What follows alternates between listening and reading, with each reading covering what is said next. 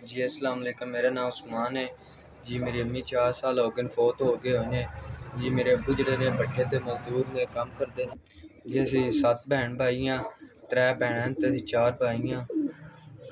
जेह्ड़े ज़्यादा छोटे मेरे भैन भाई ने ओह् स्कूल जांदे ने जी। मेरी इस वड्डी भाजी दी शादी है 5 मई ने। मेरे अब्बू जेह्ड़े मजदूर ने हुण भी कोई पैसे टके मंगण गए होए ने। 5 मई शादी मेरी इस वड्डी भाजी दी। मैं भी परेशान हाँ ते मेरे अब्बू भी परेशान ने। शादी नूं मगर थोड़े दिहाड़े रह गए न।